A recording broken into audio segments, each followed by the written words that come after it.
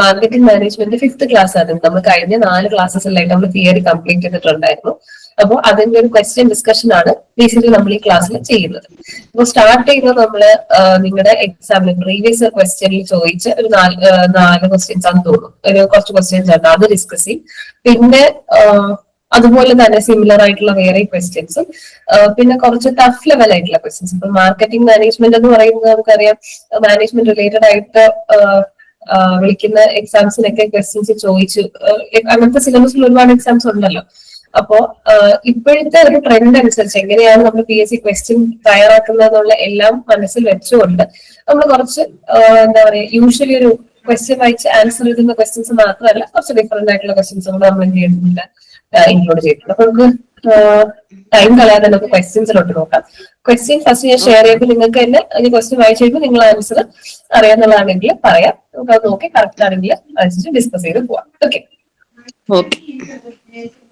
So the first question, ഇത് നിങ്ങൾ മുന്നത്തെ എക്സാമിന് ചോദിച്ച ക്വസ്റ്റ്യൻ ആണ്. In order to make market a product, just make the product available in the market in plenty. Which concept of marketing is expressed through this statement? Options selling, product, production, society. ഏതായിരിക്കും? വായിച്ചൊരു കുറച്ച് seconds നിങ്ങൾക്ക് എടുക്കാം, വായിച്ചിട്ടൊന്ന് പറയാം. എന്തോ ഇല്ല, ഒരു minute.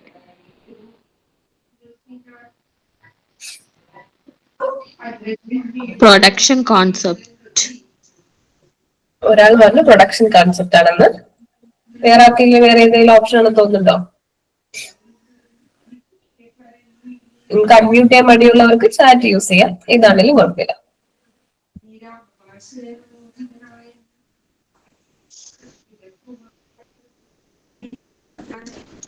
വേറെ ആർക്കോ അഭിപ്രായമൊന്നും ഇല്ലെന്ന് തോന്നുന്നു. ഓക്കെ, അപ്പൊ നമുക്ക് പ്രൊഡക്ഷൻ വെച്ച് നമുക്ക് മുന്നോട്ട് പോകാം. Okay, so the right answer production concept ആണ്. ഓക്കെ, കറക്റ്റ് ആണ് ആൻസർ. അപ്പൊ ക്വസ്റ്റ്യൻ എന്താ പറഞ്ഞിട്ടുള്ളത്? ഇവിടെ ഒരു സ്റ്റേറ്റ്മെന്റ് വന്നിട്ടുണ്ട്. അപ്പൊ ഈ സ്റ്റേറ്റ്മെന്റ് വെച്ചിട്ട് വിച്ച് കൺസെപ്റ്റ് ഓഫ് മാർക്കറ്റിംഗ്, ഈ സ്റ്റേറ്റ്മെന്റിലൂടെ നമ്മളെ മാർക്കറ്റിംഗിന്റെ കുറച്ച് കൺസെപ്റ്റ് പഠിച്ചിട്ടുണ്ട്. അപ്പൊ ആ കൺസെപ്റ്റ്സിൽ ഏത് കൺസെപ്റ്റ് ആണ് ഈ സ്റ്റേറ്റ്മെന്റിൽ പറയുന്നതെന്നാണ് ചോദിച്ചിട്ടുള്ളത്. അപ്പൊ ഈ സ്റ്റേറ്റ്മെന്റിന്റെ മീനിങ് ഫസ്റ്റ് നമ്മൾ മനസ്സിലാക്കണം അല്ലെ. അപ്പൊ in order to market product, ഒരു പ്രൊഡക്റ്റ് മാർക്കറ്റ് ചെയ്യണമെങ്കിൽ ഇവിടെ എന്താ നമ്മൾ ചെയ്യുന്നത്? മാർക്കറ്റിംഗ് ചെയ്യാൻ എന്താണ് ചെയ്യുന്നത്? Just make the product available in the market in plenty. നമ്മൾക്ക് ഒരു പ്രോഡക്റ്റിനെ മാർക്കറ്റിലേക്ക് കൊണ്ടുവരണം, മാർക്കറ്റിംഗ് ചെയ്യണം. അതിനെ മാർക്കറ്റിലേക്ക് കൊണ്ടുവരാനായിട്ട് നമ്മൾ ജസ്റ്റ് എന്ത് ചെയ്യുന്നത്, ഒരു പ്രോഡക്റ്റ് പ്രൊഡ്യൂസ് ചെയ്തിട്ട് ഒരുപാട് ക്വാണ്ടിറ്റീസിൽ മാർക്കറ്റിലോട്ട് പ്രൊവൈഡ് ചെയ്ത് കൊടുക്കുകയാണ്. അങ്ങനെയുള്ള കൺസെപ്റ്റ് ഏതാണെന്നാണ്, അത് പ്രൊഡക്ഷൻ കൺസെപ്റ്റ് ആണ് അല്ലെ. അപ്പൊ നമ്മള് ജസ്റ്റ് ഒന്ന് എല്ലാ ടൈപ്സ് ഓഫ് കൺസെപ്റ്റ് ഒന്ന് നോക്കാം. നമ്മൾ ഇത് നിങ്ങളുടെ നോട്ട്സിലുള്ളത് തന്നെയാണ്. ഇപ്പൊ പ്രൊഡക്ഷൻ, പ്രോഡക്റ്റ്, സെല്ലിംഗ്. ഇവിടെ നോക്കിക്കേ, സൊസൈറ്റി കൺസെപ്റ്റ് അല്ലെ, ഈ 4 വെച്ചിട്ടുള്ളത്. അപ്പൊ പ്രൊഡക്ഷനിലാണ് നമ്മൾ മാസ് പ്രൊഡക്ഷൻ. എപ്പോഴും പ്രൊഡക്ഷൻ എന്ന് പറയുമ്പോഴേ നമ്മൾ ഓർക്കുക, പ്രൊഡക്ഷൻ എന്ന് പറഞ്ഞാൽ മാസ് പ്രൊഡക്ഷൻ കൺസെപ്റ്റ് ആണ്. അതായത് വേറെ ഒന്നും നമ്മൾ നോക്കൂല, ഡിമാൻഡ് നോക്കൂല, അല്ലെങ്കിൽ കോസ്റ്റ് നോക്കൂല. എല്ലാം നമ്മൾ എന്ത് ചെയ്യുന്നു, കോസ്റ്റ് നോക്കുന്നുണ്ട്. അതായത് ഒരുപാട് നമ്മൾ പ്രൊഡ്യൂസ് ചെയ്യുമ്പോഴത്തേക്കും കോസ്റ്റ് കുറവായിരിക്കും. നമുക്ക് തുടക്കത്തിലുള്ള റോ മെറ്റീരിയൽസ് ഒക്കെ ബൾക്ക് ആയിട്ട് എടുക്കുമ്പോൾ നമുക്ക് അത്രയും ലാഭം വരും. അതുകൊണ്ട് മാസ് പ്രൊഡ്യൂസ് ചെയ്തങ്ങ് നമ്മൾ മാർക്കറ്റിലേക്ക് കൊടുക്കുവാണ്. ഓക്കെ, അതാണ് മാസ് പ്രൊഡക്ഷൻ കൺസെപ്റ്റ്. അപ്പൊ ഇവിടെ ക്വസ്റ്റ്യനിൽ എന്താണ് പറഞ്ഞിട്ടുള്ളത്? മാർക്കറ്റിലേക്ക് പ്ലെന്റി ആയിട്ട്, ഓക്കെ, പ്ലെന്റി ഒരുപാട് അളവിൽ നമ്മൾ എന്ത് ചെയ്യുന്നു, പ്രോഡക്റ്റ് അവൈലബിൾ ആക്കി കൊടുക്കുകയാണ് ചെയ്യുന്നത് അല്ലെ.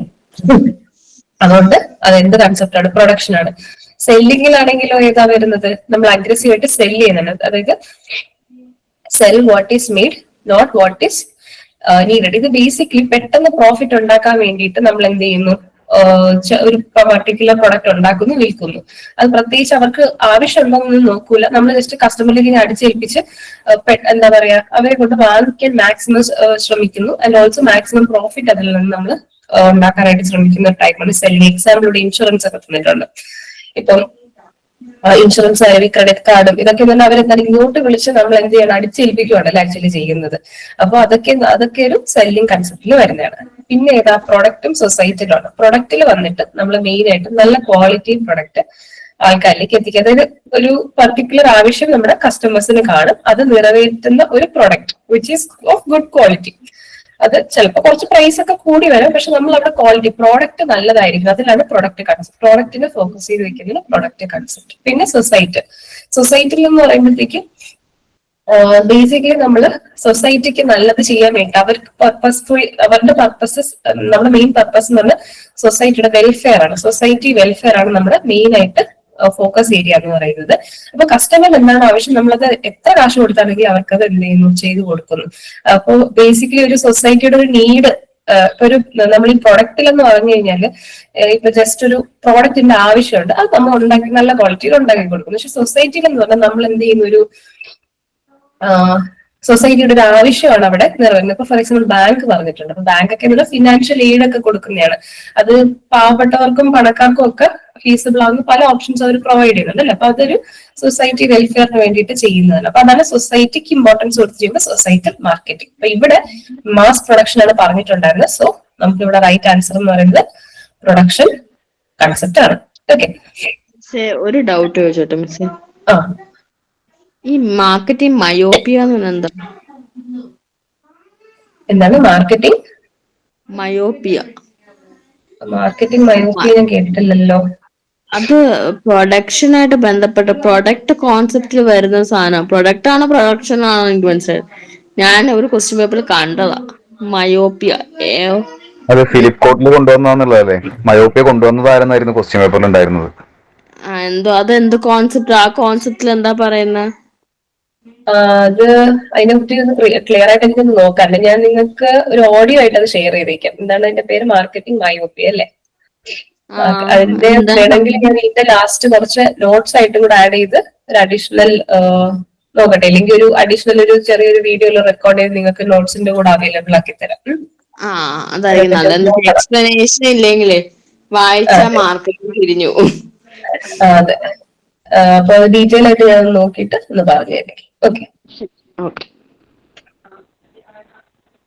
നെക്സ്റ്റ് ക്വസ്റ്റ്യൻ നോക്കാം. Specific group of customers who have a particular interest in your product. ഏതാണ് answer? Target market. Target market. Target market അല്ലെ. അപ്പൊ ഇവിടെ എന്താ പറയുന്നത്? Specific group of customers. ഇവിടെ കസ്റ്റമേഴ്സിന്റെ ഒരു ഗ്രൂപ്പിനെയാണ് പറയുന്നത്. Who have A particular interest in your product. അപ്പം നമ്മുടെ ടാർഗറ്റ് മാർക്കറ്റ് എന്താണ്? ഇതിന്റെ ആൻസർ നിങ്ങൾക്ക് മനസ്സിലായല്ലോ. അപ്പൊ ടാർഗറ്റ് മാർക്കറ്റ് എന്ന് പറയുന്നത് നമ്മുടെ പ്രൊഡക്റ്റിനെ ബേസിക്കലി ഇഷ്ടപ്പെടുന്ന ആൾക്കാരാണ് നമ്മുടെ ടാർഗറ്റ് മാർക്കറ്റ്, അല്ലെങ്കിൽ നമ്മുടെ ബ്രാൻഡിനെ വിശ്വസിക്കുന്ന ഒരു ഗ്രൂപ്പ് ഓഫ് കസ്റ്റമേഴ്സ് ഉണ്ട്. ആക്ച്വലി കസ്റ്റമർ എന്ന് പറഞ്ഞ ഒരു വലിയൊരു സെറ്റാണ്. അപ്പൊ ഇതില് ഇപ്പൊ ഒരിക്കൽ വാങ്ങിച്ച് പിന്നെ വാങ്ങാത്ത കുറെ ആൾക്കാർ കാണും, റെഗുലർ ആയിട്ട് വാങ്ങുന്നവർ കാണും. അതായത് നിങ്ങളുടെ ബ്രാൻഡിനെ എന്താണ് റെഗുലർ ആയിട്ട് വിശ്വസിച്ച് നിങ്ങളുടെ പ്രോഡക്ട്സ് ഒരു കൺസിസ്റ്റന്റ് ആയിട്ട് നിങ്ങൾ യൂസ് ചെയ്ത് നല്ല ഫീഡ്ബാക്ക് ഒക്കെ തരുന്ന നിങ്ങൾ വിശ്വസിക്കുന്ന കുറച്ച് ആൾക്കാർ കാണും. അതായത് നിങ്ങളുടെ പ്രൊഡക്റ്റ് ഇൻട്രസ്റ്റ് കാണിക്കുന്നത്. അപ്പൊ അങ്ങനത്തെ ഗ്രൂപ്പ് ഓഫ് കസ്റ്റമേഴ്സിനാണ് നമ്മൾ പൊതുവെ നമ്മൾ ടാർഗറ്റ് ചെയ്യുന്നത് എപ്പോഴും അല്ലെ. ഇവരെ നമ്മൾ കീപ്പ് ചെയ്യാനായിട്ട് എപ്പോഴും ശ്രമിക്കും. അപ്പൊ അതാണ് നമ്മുടെ ടാർഗറ്റ് മാർക്കറ്റ്. സപ്പോർട്ടേഴ്സ് എന്ന് പറയുമ്പോഴത്തേക്കും കസ്റ്റമേഴ്സ് മാത്രമല്ല, ഒരു പ്രൊഡക്റ്റ് എന്ന് പറയുമ്പോൾ ഒരു ഓർഗനൈസേഷനെ സപ്പോർട്ട് ചെയ്യുന്ന ഒരുപാട് ആൾക്കാരുണ്ടാവും അല്ലെ. അതായത് സെല്ലേഴ്സ് ഉണ്ടാവും, ഡിസ്ട്രിബ്യൂട്ടേഴ്സ് ഉണ്ടാവും, റോ മെറ്റീരിയൽ സപ്ലൈ ചെയ്യുന്ന ആൾക്കാരുണ്ടാവും, അതെല്ലാം വരും അല്ലെ. പിന്നെ ഇവിടെ ഓപ്ഷനിൽ തന്നിട്ടുള്ളത് മാർക്കറ്റിംഗ് മിക്സ് ആണ്. മാർക്കറ്റിംഗ് മിക്സ് എന്താണ്? Marketing mix 4P. നമ്മുടെ പ്ലേസ്, പ്രൊമോഷൻ. അതെ, നമ്മുടെ 4Ps ആണ്. നെക്സ്റ്റ് സ്ലൈഡിൽ ജസ്റ്റ് ഒന്ന് റെഫറൻസിന് വേണ്ടി വെച്ചിട്ടുണ്ട്. പ്രോഡക്റ്റ് ഉണ്ട്, പ്ലേസ് ഉണ്ട്, പ്രൈസ് ഉണ്ട്, പ്രൊമോഷൻ ഉണ്ട്. അപ്പൊ ചിലപ്പം നിങ്ങൾക്ക് 4Ps ഓഫ് മാർക്കറ്റിംഗ് അല്ലെങ്കിൽ മാർക്കറ്റിംഗ് മിക്സിൽ ഇല്ലാത്തത് ഏത് അല്ലെങ്കിൽ ഉള്ളത് ഏതാണെന്നൊക്കെ ചോദിച്ച് ചിലപ്പോൾ ക്വസ്റ്റ്യനിൽ വരാം. It is a too simple question. പക്ഷെ പറയാൻ പറ്റൂല, ചിലപ്പോൾ ഒരു സിമ്പിൾ ക്വസ്റ്റ്യൻ ഒക്കെ നമുക്ക് എക്സ്പെക്ട് ചെയ്യാം. അപ്പൊ അത് കറക്റ്റ് ആയിട്ട് നോക്കാം. പക്ഷെ എക്സാമിന് വരുമ്പോഴത്തേക്കും ഉണ്ടല്ലോ ഈ വാക്കുകൾ എനിക്ക് ഭയങ്കര കൺഫ്യൂസിംഗ് ആയിട്ട് തോന്നും.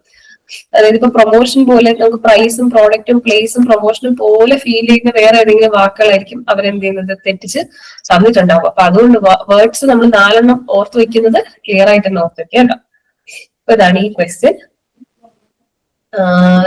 Next question, dividing the customers of a product. അപ്പൊ ഇവിടെ എന്താണ് കസ്റ്റമേഴ്സിനെ ഡിവൈഡ് ചെയ്യുവാണ് of a product based on their attitude towards the product, its usage rate and status is termed as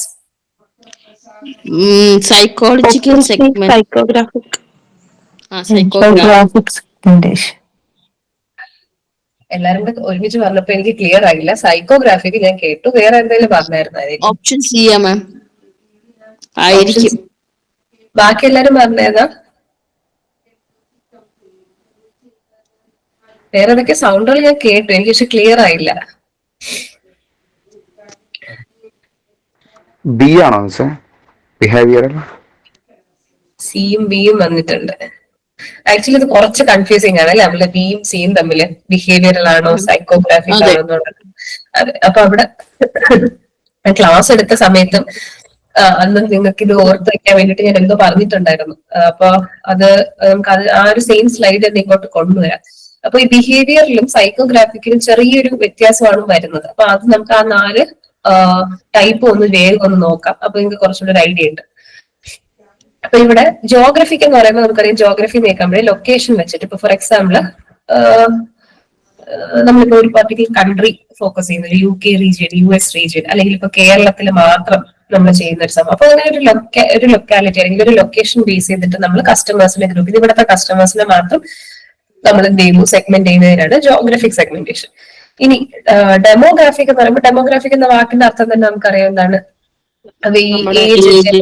population, അതെ പോപ്പുലേഷന്റെ സ്വഭാവങ്ങൾ അല്ലെ. ഒരു പോപ്പുലേഷൻ എടുത്തു കഴിഞ്ഞാൽ അവർക്ക് എന്തൊക്കെ ക്യാരക്ടറിസ്റ്റിക്സ് പറയാം, ആൾക്കാരുടെ ഏജ്, അവരുടെ ജെൻഡർ വരാം, ഇവിടെ ഒരുപാട് ഓപ്ഷൻസ് ഉണ്ട്, അവരുടെ income, education, social status, family, life stage, ഇതൊക്കെ. അപ്പോ ഇത് നമുക്ക് വരുന്ന സൈക്കോഗ്രാഫിക്സും ബിഹേവിയറലാണ്.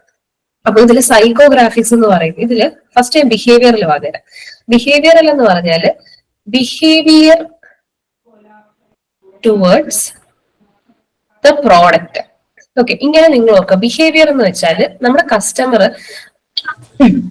പ്രൊഡക്റ്റിനോട് കാണിക്കുന്ന ഒരു ബിഹേവിയർ, അതായത് പ്രൊഡക്റ്റിനോട് എന്ത് ബിഹേവിയർ ആയിരിക്കും കാണിക്കുന്നത്, ആ പ്രൊഡക്റ്റ് വാങ്ങാൻ താല്പര്യമുണ്ടോ, അതിന്റെ അതിന് എത്രത്തോളം ക്വാളിറ്റി ഉണ്ട്, ഉപയോഗിച്ച ശേഷം എത്ര സാറ്റിസ്ഫാക്ഷൻ ഉണ്ട്, ബാക്കിയുള്ളവര് എത്ര ഫീഡ്ബാക്ക് തരുന്നുണ്ട്. അങ്ങനെ നമ്മുടെ ബിഹേവിയർ, ഒരു പ്രൊഡക്റ്റ് വാങ്ങുമ്പോൾ നമ്മൾ കാണിക്കുന്ന ഒരു ബിഹേവിയർ ഉണ്ട് പ്രൊഡക്റ്റിനോട്. അത് മെയിൻ ആയിട്ട് ബിഹേവിയർ എന്ന് പറഞ്ഞാൽ പ്രൊഡക്റ്റിനെ ബേസ് ചെയ്തിട്ടുള്ള ബിഹേവിയർ മാത്രമാണ് നമ്മൾ ഈ ബിഹേവിയറൽ സെഗ്മെന്റേഷൻ. അപ്പൊ ഒരു കസ്റ്റമർ ഏത് സമയത്താണ്, ത്രൂ ഔട്ട് ദി ഇയർ ഏത് സമയത്താണ് ആ പ്രൊഡക്റ്റ് വാങ്ങുന്നത്, അല്ലെങ്കിൽ എന്തിനു വേണ്ടിയാണ് ആ പ്രൊഡക്റ്റ് വാങ്ങുന്നത്,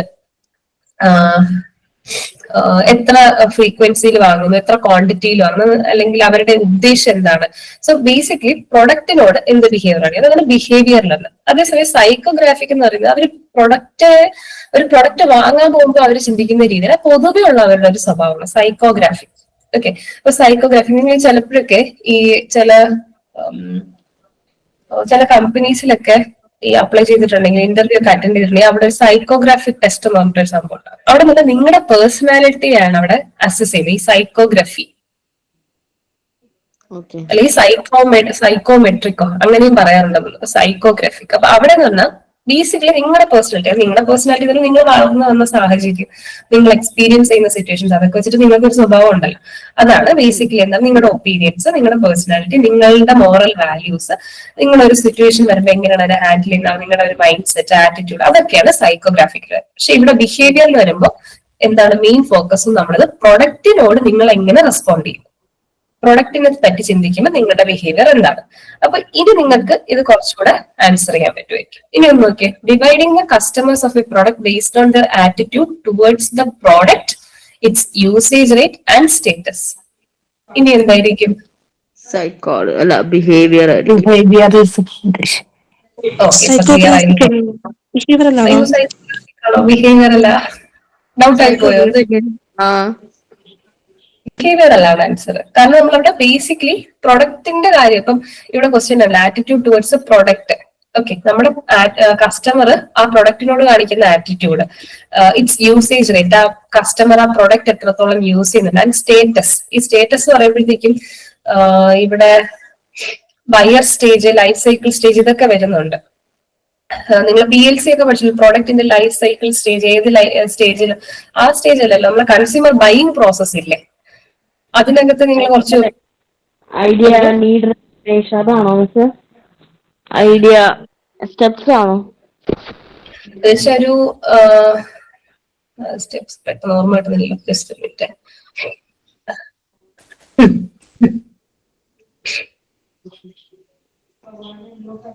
അല്ല, കൺസ്യൂമറിന്റെ ബിഹേവിയർ കൺസ്യൂമർ ബിഹേവിയർ, അതെ കൺസ്യൂമർ ബിഹേവിയർ എന്ന് പറഞ്ഞിട്ട് നിങ്ങൾ കുറച്ച് സംഭവങ്ങൾ പഠിച്ചിട്ടുണ്ടായിരുന്നില്ലേ? സ്ലൈഡ് ഒന്ന് നോക്കട്ടെ, ഇതിനകത്തതാണ്.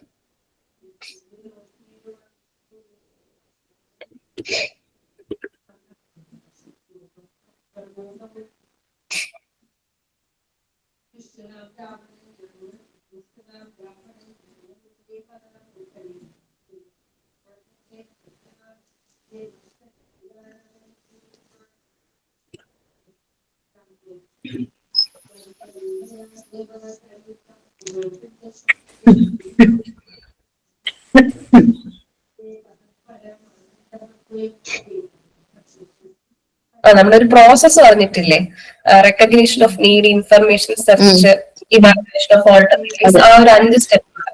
അപ്പൊ അതിൽ ആ ബൈയിങ് പ്രോസസ്സിൽ ഏത് സ്റ്റേജിൽ വെച്ചാണ് നിങ്ങൾ ആ പ്രൊഡക്റ്റ് ബൈ ചെയ്യണമെന്ന് തീരുമാനിക്കുന്നത്? ഇപ്പൊ ചിലപ്പോഴെന്ന് പറഞ്ഞു കഴിഞ്ഞാൽ നമ്മൾ നീഡും സെർച്ച് ഒന്നും പോലെ ഒരു ഫീഡ്ബാക്ക് കിട്ടുമ്പോൾ ഉടനെ തന്നെ വാങ്ങും. നമ്മൾ ഇത്രയും പ്രോസസ്സിലൂടെ ചിലപ്പോൾ പോകണമെന്നില്ല.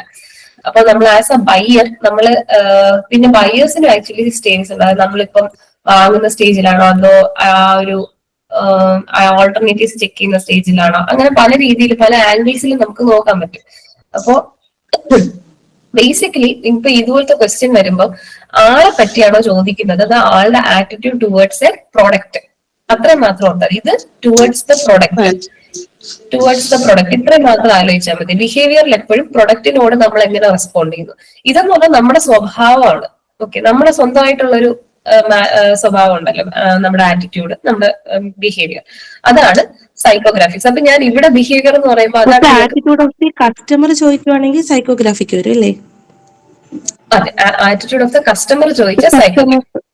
കസ്റ്റമറിന്റെ ആറ്റിറ്റ്യൂഡ് ടുവേർഡ്സ് ദ പ്രൊഡക്റ്റ് ആണെങ്കിലാണ് നമ്മൾ ഈ പറഞ്ഞ പോലെ ബിഹേവിയറിലാവുന്നത്. അതാണ് ഈ ക്വസ്റ്റ്യനിൽ നമുക്ക് ബിഹേവിയറിൽ റൈറ്റ് ആൻസർ ആയിട്ട് വന്നത്. കാരണം പ്രൊഡക്റ്റിന്റെ യൂസേജ് റേറ്റും സ്റ്റേറ്റസും അതിന്റെ പ്രൊഡക്റ്റിന്റെ ഫീച്ചേഴ്സും അതിനോട് കാണിക്കുന്ന ആറ്റിറ്റ്യൂഡാണ് ഇവിടെ ചോദിച്ചിട്ടുള്ളത്. ടുവേർഡ്സ് ദ പ്രൊഡക്റ്റ് ഇവിടെ എടുത്ത് ആ ഒരു കീ ടേം കണ്ടാലേ നിങ്ങൾക്ക് ഉടനെ ഓർമ്മ വരണം എന്താണ് ബിഹേവിയറിലാണെന്നുള്ളത് ഓർമ്മ വരണം. ഓക്കെ, പിന്നെ ഇത് തെറ്റിക്കൂലല്ലോ ബിഹേവിയറിൽ സൈക്കോഗ്രാഫിക്ക് തെറ്റിക്കോ? Okay. Next question. A paid non-personal communication designed to create an awareness of a product or company. Branding, labeling, advertising, all of these. Advertising. Okay, advertising അല്ലെ? അഡ്വർടൈസിംഗ് ആണ് റൈറ്റ് ആൻസർ. അപ്പൊ ഇവിടെ നമ്മൾ ബ്രാൻഡിങ്, ലേബലിംഗ് ഒന്നും നമ്മുടെ സിലബസിൽ അങ്ങനെ എടുത്തു പറയാത്തത് നമ്മൾ ഡീറ്റെയിൽ ആയിട്ട് പഠിച്ചിട്ടില്ല. ബട്ട് ജസ്റ്റ് ഇവിടെ എന്നാലും ബ്രാൻഡിംഗ് ഒക്കെ നമ്മൾ ചെറുതായിട്ടൊന്ന് പറഞ്ഞു. ഇതൊക്കെ വളരെ ബ്രാൻഡിങ്ങും ലേബലിംഗും ഒക്കെ സിമ്പിൾ കാര്യമാണ്. അപ്പോ അതെന്ന് പറഞ്ഞാൽ ഈ അഡ്വർടൈസിംഗിന്റെ അകത്ത് വരുന്ന ഒരു പാർട്ടായിട്ട് വേണമെങ്കിൽ നമുക്ക് പറയാൻ പറ്റും. അപ്പൊ ഇവിടെ ക്വസ്റ്റ്യൻ എന്താണ്? Paid non personal communication. അപ്പൊ ഇത് ഏത് ടോപ്പിക്കിനകത്ത് വരുന്നതാണ് ഈ അഡ്വർടൈസിംഗ്, ബ്രാൻഡിങ് ഒക്കെ? പ്രൊമോഷൻ അല്ലെ? നമ്മൾ പ്രൊമോഷൻ കുറെ ടൈപ്സ് പഠിച്ചിട്ടുണ്ടായിരുന്നു. അതിനകത്ത് വരുന്നതെന്നാണ് നമ്മുടെ അഡ്വർടൈസിംഗ്. അപ്പൊ അതിനകത്ത് പെയ്ഡ് ആയിട്ടുള്ള, അതായത് ഈ ഒരു പ്രോസസ്സ് ചെയ്യണമെങ്കിൽ നമ്മൾ കുറച്ച് ഇൻവെസ്റ്റ് ചെയ്യണം, പൈസ ഇൻവെസ്റ്റ് ചെയ്യണം. പിന്നെ അതൊരു നോൺ പേഴ്സണൽ കമ്മ്യൂണിക്കേഷൻ ആണ്. നോൺ പേഴ്സണൽ എന്ന് പറയുമ്പോൾ നമുക്ക് ഒരാളുടെ അടുത്ത് പോയി പേഴ്സണൽ ആയിട്ട് സംസാരിക്കാൻ പറ്റില്ല. നമ്മൾ അത് അഡ്രസ് ചെയ്യുന്നത് ഒരു വലിയൊരു കമ്മ്യൂണിറ്റി. അതെ, ഒരുപാട് ആൾക്കാർ, ഒരു വലിയ ഓഡിയൻസിലേക്ക് നമ്മൾ എന്ത് ചെയ്യുന്നു, എത്തിക്കേണ്ടതായിട്ട് ഉണ്ടാവാറുണ്ട്. അപ്പൊ അങ്ങനത്തെ ഒരു കമ്മ്യൂണിക്കേഷൻ എന്തിനു വേണ്ടിയാണ് ആക്ച്വലി അഡ്വർടൈസിങ് ചെയ്യുന്നത്? To create an awareness of a product. നമ്മൾ ആ ടൈപ്സ് ഓഫ് പ്രൊമോഷൻ പഠിച്ചതിൽ ഓരോ ടൈപ്പ് പ്രൊമോഷനും എന്തിനു വേണ്ടി ചെയ്യുന്നു എന്നുള്ളതും അതിൽ സ്പെസിഫൈ, വളരെ കുറച്ച് പോയിന്റ്സ് അതിലുള്ളൂ, പക്ഷെ എല്ലാ പോയിന്റ്സ് അതിൽ ഇൻക്ലൂഡ് ആയിരുന്നു. ആ സ്ലൈഡ്സ് നിങ്ങൾ നല്ലവണ്ണം റിവൈസ് ചെയ്യാൻ, എന്താണെന്നും പറഞ്ഞിട്ടുണ്ട്. ഓരോ പ്രൊമോഷൻ ഒരു പർട്ടിക്കുലർ പർപ്പസ് ആണ് ഇന്റന്റ് ചെയ്ത് പോകുന്നത് അല്ലെ? അത് ആ ക്ലാസ്സിൽ നിങ്ങൾക്ക് അറ്റൻഡ് ചെയ്തിട്ടുണ്ടെങ്കിൽ നിങ്ങൾക്ക് അത് കറക്റ്റ് ആയിട്ട് മനസ്സിലാവും. അപ്പൊ അഡ്വർടൈസിംഗിനെ നമ്മൾ ഉദ്ദേശിക്കുന്നത്, നമ്മൾ ഇങ്ങനെ ഒരു പ്രൊഡക്റ്റ് ഇറക്കിയിട്ടുണ്ട്, അത് ഒരുപാട് ആൾക്കാരിലേക്ക് എത്തിക്കണം. ജസ്റ്റ് ഒരു ന്യൂസ് പോലെ ഇങ്ങനെ ആൾക്കാരിൽ എത്തിക്കുക എന്നുള്ളതാണ്. ഒരു വലിയ ഓഡിയൻസിനെ അവെയർ ആക്കുക അബൌട്ട് അവർ പ്രൊഡക്റ്റ്.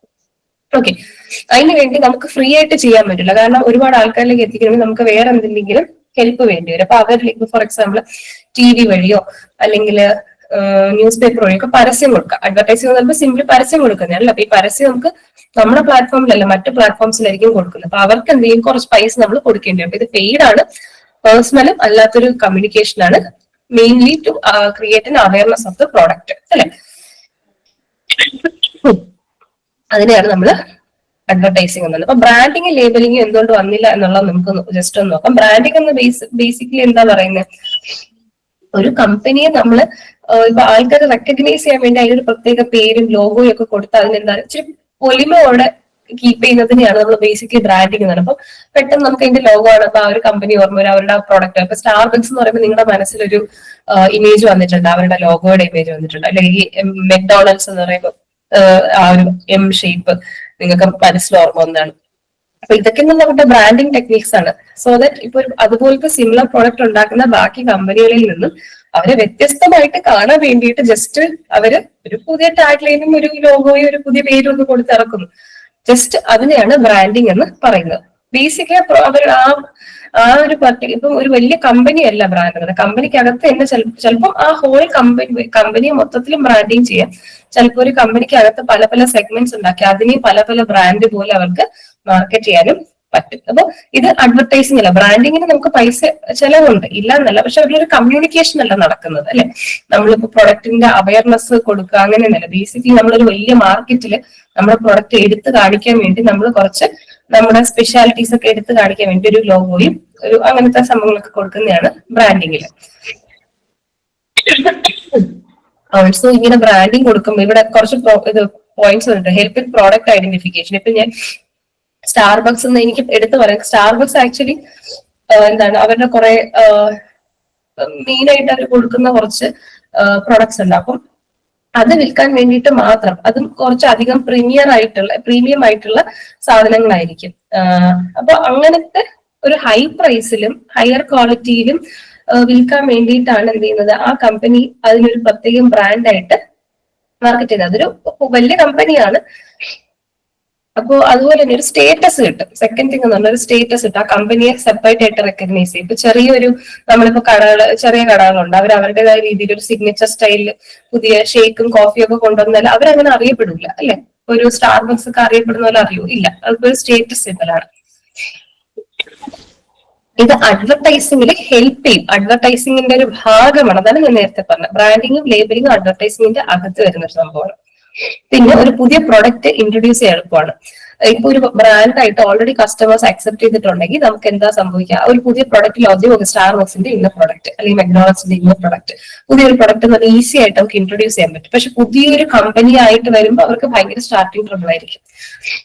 പിന്നെയുള്ളത് ക്വാളിറ്റി. നമ്മളിപ്പം ഈ പറഞ്ഞല്ലോ, ഇപ്പൊ സ്റ്റാർബക്സ് എന്ന് പറഞ്ഞാൽ അത് യൂസ് ചെയ്യുന്ന ആൾക്കാർക്ക് അതിന്റെ ഒരു മിനിമം ക്വാളിറ്റി അവർ ഫീൽ ചെയ്യുന്നുണ്ടാവും. അപ്പൊ അവരുടെ ഏത് പ്രൊഡക്റ്റ് ഉണ്ടെങ്കിലും അവർ അത് പർച്ചേസ് ചെയ്യാൻ റെഡി ആയിരിക്കും. ബിക്കോസ് ആ ഒരു ബ്രാൻഡിന്റെ കീഴിലുള്ള സാധനത്തിലെല്ലാം ഇത്രയും ക്വാളിറ്റി മിനിമം കാണും എന്നുള്ള ഒരു ട്രസ്റ്റ് അവർക്ക് കസ്റ്റമേഴ്സിനുണ്ടാവും. പിന്നെ ഡിഫറൻഷ്യൽ പ്രൈസിങ്. സ്റ്റാർബക്സ് തന്നെ വെച്ച് പറയാൻ പറ്റില്ല. സാധാരണ ഇപ്പൊ ഒരു കോഫി നമ്മളൊരു കടയിൽ പോയി കുടിക്കുന്നത് സ്റ്റാർബക്സിൽ പോയി കുടിക്കുന്നതിൽ തമ്മിൽ വ്യത്യാസമുണ്ട്. കാരണം അവരുടെ ബ്രാൻഡിന്റെ ക്വാളിറ്റിയിലും അവർ കൊടുക്കുന്ന ഇപ്പൊ അവരുടെ ആ ഒരു ആംബിയൻസിനും അവരുടെ ഒരു ഷോപ്പിന്റെ ആംബിയൻസും അവർ കൊടുക്കുന്ന സർവീസിനും ഒക്കെ എന്ത് ചെയ്യും, ഇതെല്ലാം ചേർത്ത് അവർ ഈ പ്രൈസ് കുറച്ചധികം അവര് ചോദിക്കുക അല്ലെ, ഡിഫറൻഷ്യൽ പ്രൈസിന്. ഇപ്പൊ ഒരു കമ്പനിയിൽ ചെറിയ ബ്രാൻഡ്സും വലിയ ബ്രാൻഡ്സും കാണും. അപ്പോ അവർക്കെന്ന് പറഞ്ഞു കഴിഞ്ഞാല് എന്താണ്, ബ്രാൻഡിന്റെ വ്യത്യാസം അനുസരിച്ച് പ്രൈസിൽ അവർ വിൽക്കുന്ന ആ ബ്രാൻഡിന്റെ താഴെ വിൽക്കുന്ന പ്രോഡക്ട്സിന് എന്ത് ചെയ്യാൻ പറ്റും, ഡിഫറെന്റ് പ്രൈസ് നിശ്ചയിക്കാനായിട്ട് പറ്റും. Differential pricing.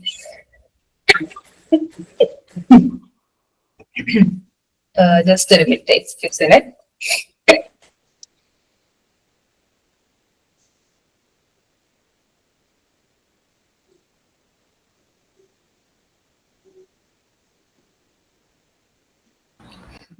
ചുമ കാരണം കണ്ടിന്യൂസ് ആയിട്ട് സംസാരിക്കാനുള്ള ഒരു ബുദ്ധിമുട്ടുണ്ട്, അതുകൊണ്ടാണ് കേട്ടോ.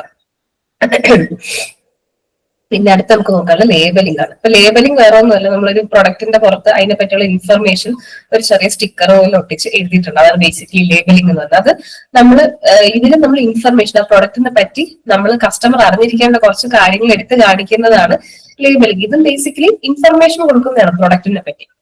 പക്ഷെ അത് അഡ്വർടൈസിംഗിന്റെ അകത്ത് തന്നെ വരുന്നു എന്ന് നമുക്ക് പറയാം. ഒരു ചെറിയൊരു ഈ ഒരു ലേബൽ കൊടുക്കുമ്പോൾ നമുക്ക് അറിയാൻ പറ്റും, ഓക്കെ ഇന്ന പ്രൊഡക്റ്റ് ഇന്ന സംഭവങ്ങളൊക്കെ കയ്യിലുള്ളത്, ഇത്ര പ്രൈസ് ആണ്, അങ്ങനെയൊക്കെ കാര്യങ്ങൾ. ഇപ്പൊ ഇതിന്റെ റൈറ്റ് ആൻസർ വരുന്നത് അഡ്വർടൈസിംഗ് ആണ്. ബ്രാൻഡിങ്ങും ലേബലിങ്ങും വരത്തില്ല. പിന്നെ പൊതുവെ നമ്മുടെ ഒരു ടെൻഡൻസി ആണ്, നമുക്ക് ഇതുപോലെ ചിലപ്പോൾ അഡ്വർടൈസിംഗ് ആണെന്ന് തോന്നും, പക്ഷെ ഈ ഓൾ ഓഫ് ദീസ് കാണുമ്പോൾ ചിലർക്ക് ഓൾ ഓഫ് ദീസ് കുത്താനുള്ള ഒരു എന്ത് ചെയ്യുന്നു ഒരു ടെൻഡൻസി ഉണ്ടാവും. അപ്പൊ എപ്പോഴും ഒന്ന് വായിച്ചു നോക്കുക. നിങ്ങൾ കറക്കി കുത്താൻ നിൽക്കരുത്. നിങ്ങൾക്ക് ഇപ്പൊ വായിക്കുമ്പോൾ ഒരുവിധം കറക്റ്റ് ആയിട്ട് തോന്നുന്നുണ്ടെങ്കിൽ ഓൾ ഓഫ് ദീസ് കണ്ടാലും കറക്റ്റ് ആയിട്ട് ആൻസർ ചെയ്യാം കേട്ടോ. കാരണം പലപ്പോഴും പണ്ടൊക്കെ എന്ന് പറഞ്ഞാൽ ഇങ്ങനത്തെ ഓപ്ഷൻസ്, ഇങ്ങനത്തെ ക്വസ്റ്റ്യൻസ് വരുമ്പോൾ ചില സമയത്ത് ക്വസ്റ്റ്യൻ പേപ്പേഴ്സിലൊക്കെ ഉണ്ടായിരുന്നു ഓൾ ഓഫ് ദീസ് വരുന്ന മിക്കവാറും ഓൾ ഓഫ് ദീസ് ആയിരിക്കും ആൻസർ വരുന്നത്. പക്ഷെ ഇപ്പോഴൊക്കെ എന്ന് പറഞ്ഞാൽ കുറച്ചുകൂടെ കൺഫ്യൂസിംഗ് ആയിട്ടുള്ള ക്വസ്റ്റ്യൻസ് അവർ ക്രിയേറ്റ് ചെയ്യുന്നുണ്ട്. അപ്പൊ അതുകൊണ്ട് തന്നെ വളരെ ശ്രദ്ധാപൂർവ്വം വേണം നിങ്ങൾ ആൻസർ ചെയ്യാൻ.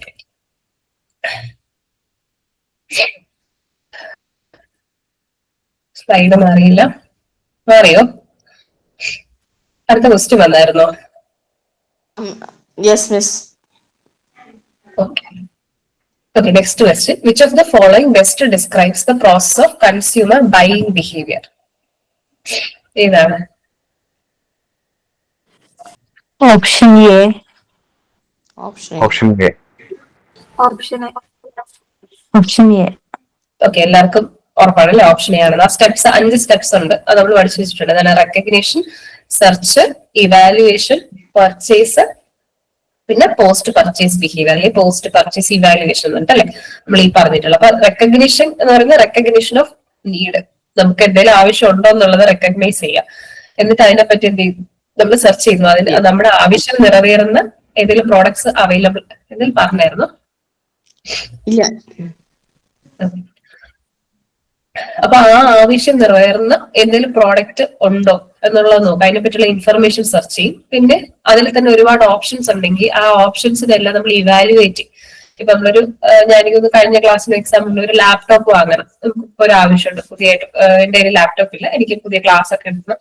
അപ്പൊ എനിക്ക് ലാപ്ടോപ്പിന്റെ ആവശ്യമുണ്ട്. അപ്പൊ ഞാൻ എന്ത് ചെയ്യും, എനിക്ക് അറിയാവുന്നവരുടെ അടുത്ത് ചോദിക്കും, എന്റെ ഫ്രണ്ട്സിന് ഈ ടെക് സാവി ആയിട്ടുള്ള ആൾക്കാരുടെ അടുത്ത് ചോദിക്കും, ഓൺലൈൻ സെർച്ച് ചെയ്യും.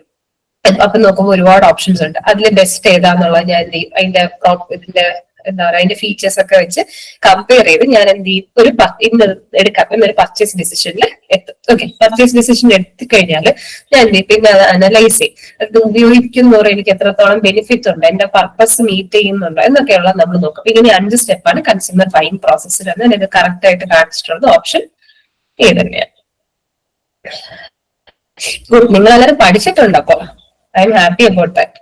നിങ്ങൾ പഠിച്ചിട്ട് വന്നുകൊണ്ട് എനിക്ക് എളുപ്പമുണ്ട്. Next question. Which of the following is not a factor influencing consumer buying decision? Climate factor. Option C.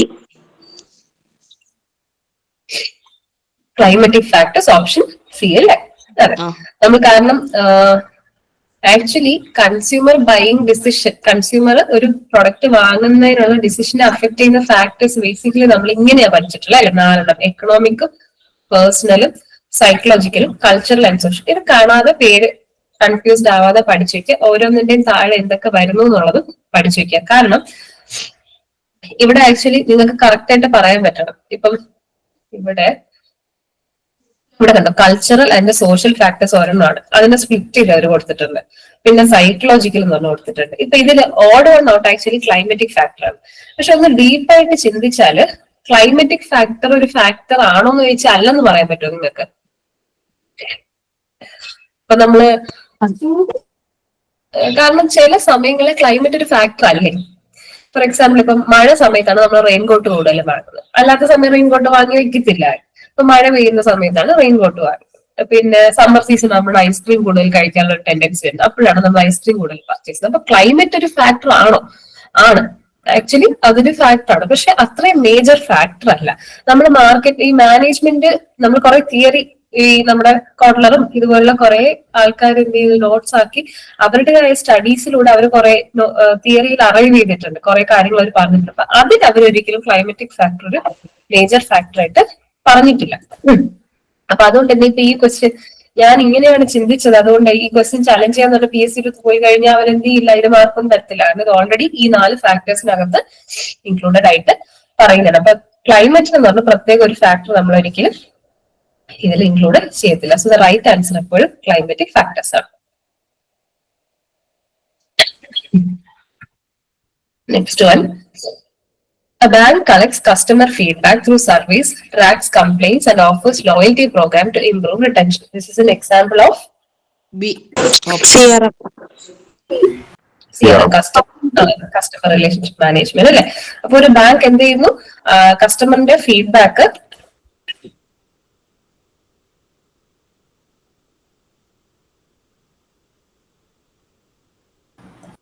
Bank എന്ത് ചെയ്യുന്നു, കസ്റ്റമറിന്റെ ഫീഡ്ബാക്ക് കളക്ട് ചെയ്യുകയാണ്. അപ്പൊ അവര് ബാങ്ക് എന്ത് ചെയ്യുന്നു, അവര് ഇപ്പൊ ബാങ്കിൽ എന്തെങ്കിലും സർവീസസ് എടുക്കുന്ന കസ്റ്റമറിനോട് സർവേ കൊടുക്കുന്നു, അവരുടെ കംപ്ലൈന്റ്സ് ഒക്കെ എന്തൊക്കെ കംപ്ലൈന്റ്സ് വരുന്നു എന്നുള്ള ട്രാക്ക് ചെയ്യുന്നു. പിന്നെ അവർക്ക് അവർ ഒരുപാട് കാലമായിട്ട് ഇവരെ ഫോളോ ചെയ്യുന്നതാണ്, അവർക്ക് ലോയൽറ്റി പ്രോഗ്രാംസ് ഒക്കെ എന്ത് ചെയ്യുന്നു, ഇവർക്ക് പ്രത്യേകം സ്പെഷ്യൽ കൺസിഡറേഷൻ എന്ന പോലെയൊക്കെ അവർ കൊടുക്കാറുണ്ട്. എന്തിനു വേണ്ടിയാണ്? അവരുടെ കസ്റ്റമേഴ്സിനെ റീറ്റെയിൻ ചെയ്യാൻ വേണ്ടിയിട്ട്. അപ്പൊ ഇതെന്ന് പറയുന്നത് customer relationship management. Customer relationship management basically എന്താണ്? നമുക്കിപ്പോ ഒരു സെറ്റ് ഓഫ് നല്ല കസ്റ്റമേഴ്സ് ഉണ്ടെങ്കിൽ അവര് മെയിൻറ്റെയിൻ ചെയ്ത് പോവുക. ഇനി പുതിയ കുറച്ച് കസ്റ്റമേഴ്സിന് നമുക്ക് അതുപോലെ തന്നെ ഉണ്ടാക്കിയെടുക്കുകയും വേണം. അപ്പൊ അതിന് വേണ്ടിയിട്ട് നമുക്ക് എന്ത് ചെയ്യണം? കുറച്ച് കാര്യങ്ങളൊക്കെ ചെയ്യണം. അപ്പൊ അതിൽ കുറെ കാര്യങ്ങൾ ചെയ്യുന്നത് അവരുടെ ഫീഡ്ബാക്ക് റെഗുലർ ആയിട്ട് എടുത്തോണ്ടിരിക്കുക. കസ്റ്റമേഴ്സിനെ കോൺടാക്ട് ചെയ്ത് അവർ നമ്മുടെ സർവീസിൽ ഹാപ്പി ആണോ എന്നുള്ളതൊക്കെ അറിയണം അല്ലെ. അപ്പൊ അതൊക്കെ നമ്മൾ ചെക്ക് ചെയ്യുമ്പോൾ നമുക്ക് നല്ലൊരു സർവീസ് കിട്ടും. അപ്പൊ നമ്മൾ ഹാപ്പി ആയിരിക്കും അവരുടെ കസ്റ്റമർ സർവീസിൽ. അങ്ങനെ എന്ത് ചെയ്യും? നമ്മൾ ആ ഒരു ബാങ്കിനെ അല്ലെങ്കിൽ ആ ഒരു ഓർഗനൈസേഷനെ തന്നെ കൂടുതൽ വിശ്വസിച്ച് നമ്മൾ കാര്യങ്ങൾ ചെയ്യാൻ പോകും. അപ്പോൾ അതിലൂടെ നമ്മുടെ കസ്റ്റമറും ആ ഒരു ഓർഗനൈസേഷൻ ബാങ്കുമായിട്ടുള്ള റിലേഷൻഷിപ്പ് നല്ല രീതിയിൽ മുന്നോട്ട് കൊണ്ട് പോകാനായിട്ട് പറ്റും.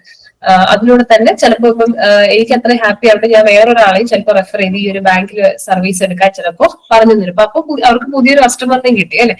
അപ്പൊ ഇതൊക്കെ നല്ല രീതിയിൽ കസ്റ്റമേഴ്സിനോട് ബിഹേവ് ചെയ്യുന്നത്, അവരുമായിട്ടൊരു പ്രോപ്പർ റിലേഷൻഷിപ്പ് കീപ്പ് ചെയ്യുന്നതിന് അത്യാവശ്യമാണ്. സോ കസ്റ്റമർ റിലേഷൻഷിപ്പ് മാനേജ്മെന്റിന്റെ എക്സാമ്പിളാണ് ഈ സ്റ്റേറ്റ്മെന്റ് തന്നിട്ടുള്ളത്. ജസ്റ്റ് അതിന്റെ ഡെഫിനിഷൻ വെച്ചിട്ടുണ്ട്, നോട്ട്സിലുള്ളത് തന്നെയാണ്, വായിച്ചാൽ മതി.